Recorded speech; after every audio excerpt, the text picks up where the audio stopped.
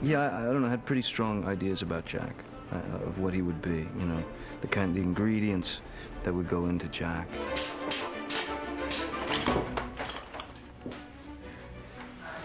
It was a great opportunity to invent a different kind of pirate, you know, a pirate you haven't seen before. Son, I'm Captain Jack Sparrow. Savvy? Jack Sparrow kind of came to life as I was reading the screenplay, you know, I was reading the script in the sauna. The heat was very important for me, you know, the idea of, yeah, sweltering heat, and the heat that we put into our own brain just from obsessing or thinking, you know, about one thing. Action. What's the nature of this venture of yours? I'm going after the Black Pearl. I know where it's going to be, and I'm going to take it. I think to some degree he's got perpetual sea legs, you know, just from being on the water too much. So land becomes really odd and uncomfortable. Me? You're supposed to be dead. Am I not? Jack Sparrow is a real rogue. He's a fun-loving, hard-living individual who has actually morals. I mean, he knows right from wrong, even though he doesn't quite adhere to it all the time. Who was she? What? I may have deserved that. Johnny could be a straight-up leading man if he wanted to, and he just doesn't have that desire. I mean, he's much more into the craft, and he's much more into exploring different, you know, avenues for his acting. And this is, you know, I mean, come on, it's Captain Jack Sparrow. It's the perfect opportunity to go someplace. This is the day that you will always remember as the day that you... You know, he'd always kind of talked about sort of the Keith Richards aspect of this character.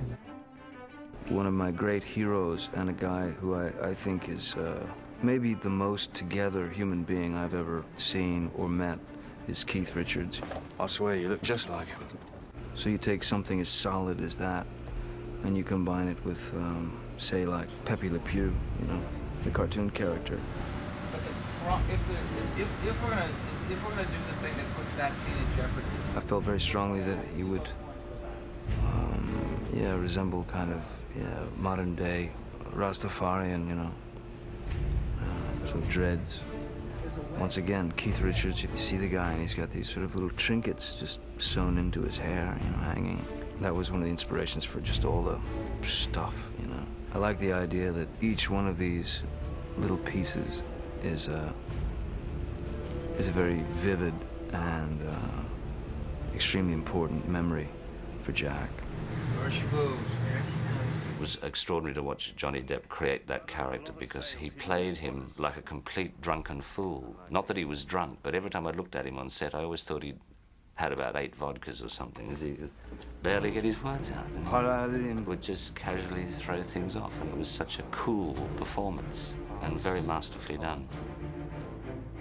I remember the first day that I was in the full Captain Jack makeup and the wardrobe. You know, I was just sort of seeing the character for the first time. And then Gore came in the room. It was a kind of ear-to-ear grin, and, you know, he looked at me like, "Are you cool with this?" And I was just, you know, ecstatic. And he said, "That's it, yeah." You know, he got it immediately. And he knew where I was trying to go with the character. And he got the humor. You are without doubt the worst pirate I've ever heard of. But you have heard of me. Jack is probably the pirate that everyone wants to be. He's freewheeling. He's absolutely his own man. He's like Johnny. He's hilarious and lucky and just seems to manage to fall from one near disaster to another and manage to come out relatively unscratched because he's also bright. This dock is off limits to civilians. I'm terribly sorry, I didn't know. If I see one, I shall inform you immediately. What it felt like to me was a guy who was miraculously able to run between the raindrops. Impersonating an officer of the Spanish Royal Navy, impersonating a cleric of the Church of England. No matter how bad things got, there was always this sort of bizarre optimism, you know, and, yeah, maybe denial. And I thought there was something very beautiful and poignant about the idea of his objective. I mean, all he wants is to get his ship back. But what is...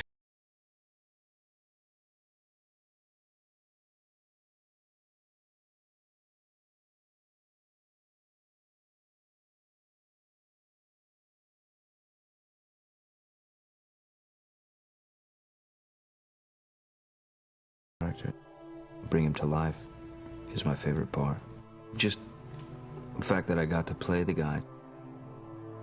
I actually think my favorite part, and maybe the most revealing and telling part of Jack Sparrow, when he's on the island with Elizabeth and she's burnt all the rum. No! Not good! Stop! Not good! Jack Sparrow, who's, yeah, perversely a master of words and is, you know, fairly eloquent. Where's the rum gone? He's reduced to no, not good, stop, not good. I don't know, that's probably the most satisfying moment for me.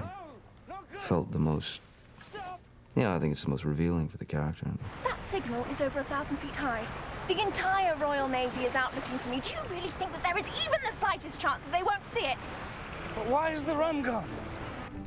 Every movie you sort of meander into is a part of your education, you know. And it was trying at times, but we got through it, you know, as gracefully as possible and as dignified as possible. I think ultimately we did well, you know. One can only hope. Take what you can. Give nothing back.